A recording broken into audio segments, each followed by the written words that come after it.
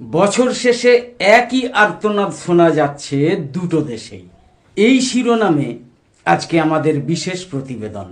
প্রতিদিনের মতো আজকের প্রতিবেদন উপস্থাপন করছি আমি জাকির হোসেন শেখ, আর ক্যামেরায় রুবিনা খাতুন।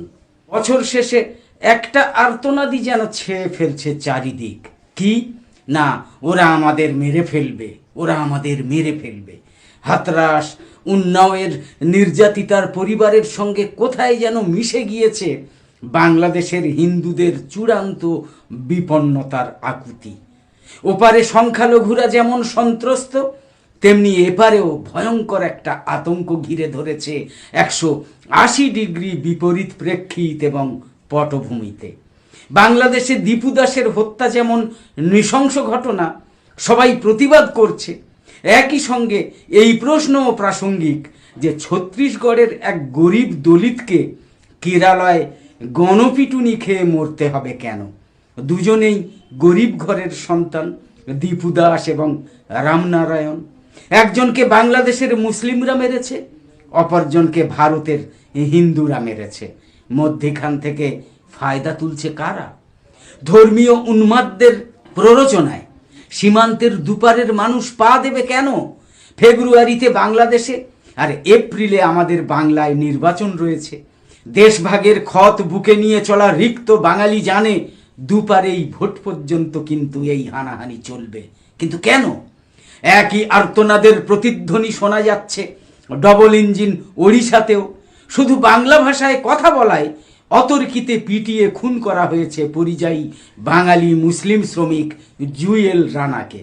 কি অপরাধ ছিল জুয়েল রানার? বাংলায় কথা বলছিলেন বলে? তা থেকেই সন্দেহ, তা থেকেই আক্রোশ যে তিনি বাংলাদেশি মুসলিম। আধার কার্ড দেখতে চাওয়া, তারপর গণপিটুনি। অকুস্থল কলকাতা থেকে খুব দূরে নয়, সম্বলপুর।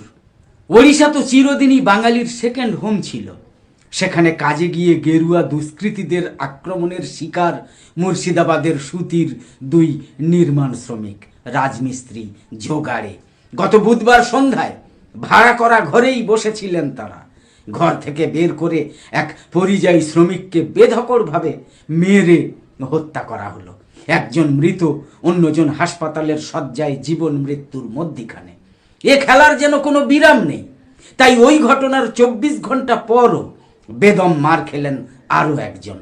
বেকারত্ব, গরিবি, মূল্যবৃদ্ধি, ভাত কাপড়ের লড়াইয়ের সঙ্গেই গেরুয়া জামানার আর একটা দান হচ্ছে মানুষে মানুষে চরম অবিশ্বাস, মানুষে মানুষে চরম শত্রুতা, বাঙালি দেখলেই একরাশ ঘৃণা।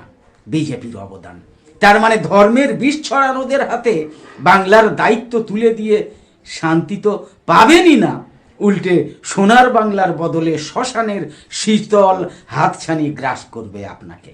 সত্যি নয়? সম্বলপুরে মারধরের খবর পেয়েই ছুটে যায় পুলিশ। রক্তাক্ত অবস্থায় উদ্ধার করে নিয়ে যায় হাসপাতালে। চিকিৎসক একজনকে মৃত বলে ঘোষণা করেন। মৃতের নাম জুয়েল রানা, যার কাহিনী আগে বললাম। বাড়ি মুর্শিদাবাদের চক বাহাদুরপুর গ্রামে। ওড়িশাও তো নিজের দেশ জুয়েল রানার। নিজের দেশেই কারা মারল গরিব শ্রমিককে বাংলা বলার অপরাধে, মুসলিম হওয়ার অপরাধে? হিন্দু, মুসলিম, বাঙালি, অবাঙালি, বাংলাদেশি, আগমার্কা পশ্চিমবঙ্গীয়, পরিযায়ী, অপরিযায়ী, এমন শত সহস্র পরমাণুতে সমাজকে ভাঙল কে, কোন উদ্দেশ্যে? প্রত্যেক নয়া বিভাজন থেকে ভোটের কড়ি গোনার নিরন্তর চেষ্টা। লাশের উপর দাঁড়িয়ে ফায়দা লোটার লক্ষ্যে লোভাতুর নেতাদের সেন দৃষ্টি অপেক্ষায় রয়েছে। এ কোন দিন উপস্থিত হলো স্বাধীনতার 78 বছরে পদার্পণের মুহূর্তে? এসবের টানাপোড়েনে স্বজন হারানো পরিবারের সামনে নতুন বছর 2026 সাল কোনো নতুন সূর্যোদয় বয়ে আনবে কি? আনতে পারে কি? নাকি দীর্ঘশ্বাস ফেলে যাবে এই প্রশ্ন বুকে নিয়ে যে এই মৃত্যু উপত্যকা আমার পূর্বপুরুষের দেশ নয়, এই মৃত্যু উপত্যকা আমার পূর্বপুরুষের দেশ হতে পারে না। আসলে রাষ্ট্র ক্ষমতার চতুর কারবারিরা নিজেরই দেশের মানুষকে একে অপরের প্রতিপক্ষ বানিয়ে ক্ষমতার মধুভাণ্ডর দখল চিরস্থায়ী করার নেশায় মত্ত। ওতেই নাকি মেরুকরণের বৃত্ত সম্পূর্ণ হয় মানুষের দৈনন্দিন সমস্যাকে চাপা দিয়ে। এর সঙ্গে মিশিয়ে দাও 2.5 চামচ জাতীয়তাবাদ এবং সেনাবাহিনীর শৌর্য আর বীরত্ব। সার্জিক্যাল স্ট্রাইক থেকে অপারেশন সিন্দুরে প্রাণ যায় জওয়ানের, প্রাণ যায় সেনাদের, কিন্তু ভোটের বাজারে জনপ্রিয়তা বাড়ে নেতার, মানে রাষ্ট্রনেতার।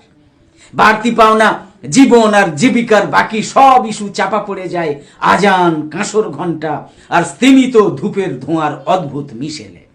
পহেলগাঁওয়ের স্বজন হারানোরা কি সুবিচার পেয়েছে?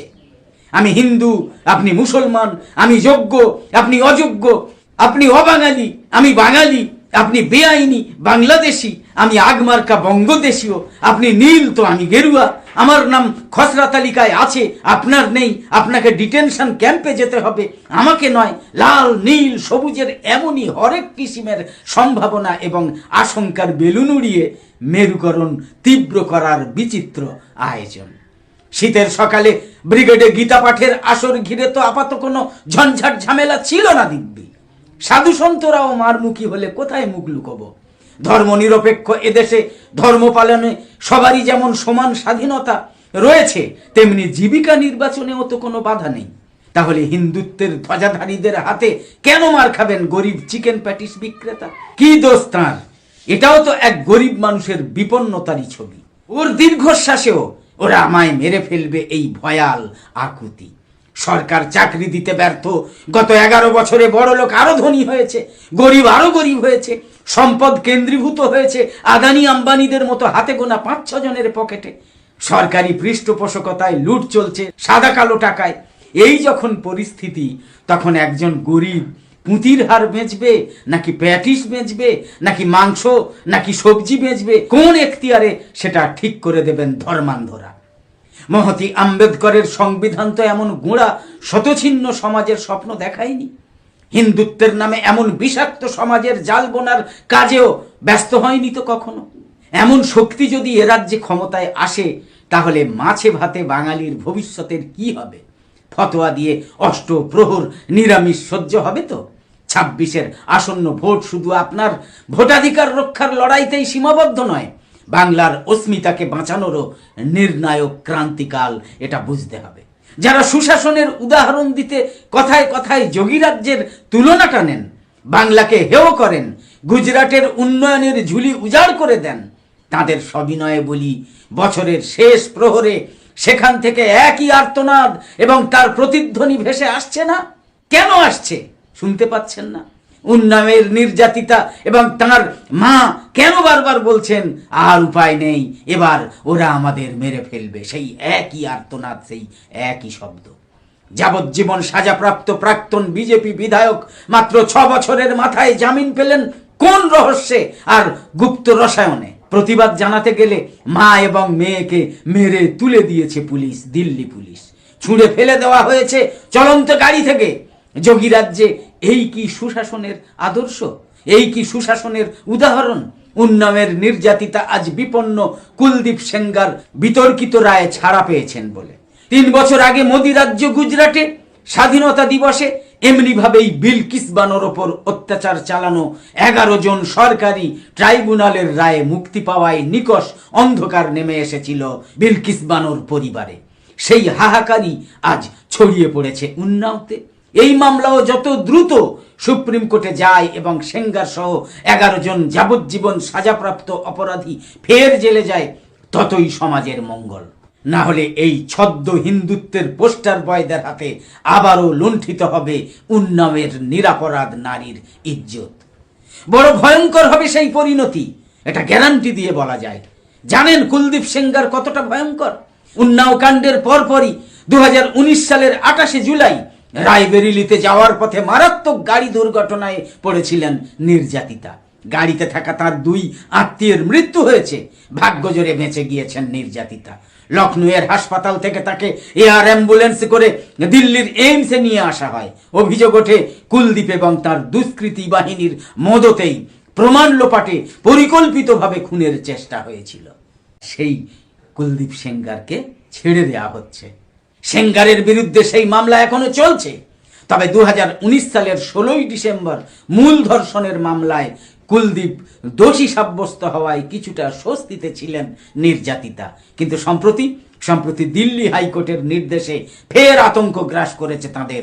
এখন নির্যাতিতার বাঁচা মরা ঝুলে রয়েছে শীর্ষ আদালতের বিবেচনার উপর, সুপ্রিম কোর্টের বিচারের উপর। আর্তনাদ প্রতিধ্বনিত হচ্ছে গত 5 দশকের সর্বাধিক বেকারত্বের হারেও। কথায় বলে না, পেট কা সওয়াল, পাপি পেট কা সওয়াল। পেট তো আর হিন্দু মুসলমান মানে না। দেশ জুড়ে গ্রাম বাংলায় মানুষের হাতে কাজ তুলে দেওয়ার প্রকল্প, Mahatma Gandhi rural employment guarantee প্রকল্প শুরু হয়েছিল 2 দশক আগে ডক্টর মনমোহন সিং এর জমানাতেই। যতই দুর্বল প্রধানমন্ত্রী হন, কৃতিত্বটা কিন্তু তাঁরই প্রাপ্য। বিজেপি সেদিন কটাক্ষে ভরিয়ে দিয়েছিল, কিন্তু তাতে কি ইতিহাস মুছে দেওয়া যায়? প্রথম বছরে 100 দিনের বরাদ্দ ছিল মাত্র 11,000 কোটির মতো। তারপর 2014 সালে কংগ্রেস জমানার অবসানে বরাদ্দ বেড়ে দাঁড়ায় 33,000 কোটি। আর আজ লজ্জার মাথা খেয়ে সেই প্রকল্পই, মনমোহন সিং এর সেই প্রকল্পই এই বেকার সংকুল দেশে গেরুয়া দলের ভোটে জেতার চাবিকাঠি হয়ে উঠেছে। বরাদ্দ বেড়েছে, কিন্তু সবকা বিকাশের সরকার হঠাৎ গোটা প্রকল্পের ক্রেডিট নিতে, মহাত্মা গান্ধীর নামটাই মুছে দিতে উদ্যত হলো কোন আক্কেলে? আপনি স্বঘোষিত বিশ্বগুরু নেহেরু ইন্দিরাকে কথায় কথায় মুছে দেন, এটাই আপনার ইউএসপি। ওই পর্যন্ত ঠিক আছে না হয়, তবে মহাত্মা গান্ধীকেও ভ্যানিশ করে দেবেন, এটা একটু বাড়াবাড়ি হয়ে গেল না? নয়া আইনে এবার থেকে আর 100 নয়, 125 দিনের কাজ নিশ্চিত হচ্ছে। কিন্তু হঠাৎ প্রকল্পের নাম বদল কেন? ভগবান রামের সঙ্গে কোনো বিরোধ নেই, কিন্তু মহাত্মা গান্ধীর নাম কেটে প্রকল্পের নাম ভি জিরামজি করার পিছনে কোন সংকীর্ণ ভাবনা কাজ করছে? তবে কি মোদির স্বপ্নের ভারত সামনে এগোনোর পরিবর্তে পিছনের দিকে হাঁটছে? মাত্র কয়েকদিন আগেই ডিজিটাল ভারতে প্রবেশ, জিএসটি চালু করা সরকারের পাখির চোখ ছিল। প্রধানমন্ত্রী আধুনিক ভারতের কথা বলে মুসলিম মহিলাদের জীবন থেকে 3 তালাক প্রথা তুলে দেওয়ার পথে হেঁটেছিলেন। সেই পথ ছেড়ে দেশ জুড়ে হিন্দুদের এককাট্টা করার এমন নির্লজ্জ এবং নির্মম নিদান শুভ ইঙ্গিত দেয় কি? নাকি সংস্কার, উন্নয়ন এবং ডিজিটাল ইন্ডিয়ার স্বপ্ন শিখেই তুলে মোদির ভারত গোহত্যা এবং গোমাংস খাওয়া বন্ধ করার নেশায় অপ্রকৃতস্থ? গ্রাম বাংলার মানুষকে প্রতি মুহূর্তে মনে করিয়ে দেওয়া হচ্ছে যে রামের আশীর্বাদেই তুমি গ্রাসাচ্ছাদন করছো। পেটে ভাত নয়, হাতে কাজ গৌণ। আড়ালে হিন্দু ভোটের কনফেডারেশনই লক্ষ্য। এসআইআরও কি বাংলায় সেই হিন্দু ভোটকে এককাট্টা করারই ব্লুপ্রিন্ট? রোহিঙ্গা বনাম মতুয়া, রাজবংশী বনাম বাংলাদেশি বিভাজনের ছেঁড়া কাঁথায় শুয়ে সোনার বাংলার স্বপ্ন মরীচিকা হয়েই থেকে যাবে। যারা রবীন্দ্রনাথ আর বঙ্কিমচন্দ্রের মধ্যেও বিভেদ করে, তাদের বিশ্বাস করলে বাঙালি সব হারাবে। নতুন বছরে এই সার কথাটা মনে রাখবেন, বলার কথা এটাই। একদম শেষে বলি, আমাদের আজকের এই ভিডিওর বিষয়বস্তু ভালো লেগে থাকলে ইউটিউবে নোটিফিকেশন পেতে সাবস্ক্রাইব করে পাশের বেল আইকন অন করে রাখুন। আর ফেসবুকে ফলো করে আমাদের আরও নতুন নতুন ভিডিও বানাতে এবং লাইভ সম্প্রচারে উৎসাহিত করতে লাইক, কমেন্ট এবং বেশি বেশি শেয়ার করে সঙ্গে থাকুন। তো আপাতত শেষ করছি। কামনা করি সকলে সবসময় খুব ভালো এবং সুস্থ থাকুন, সাবধানে থাকুন। ধন্যবাদ।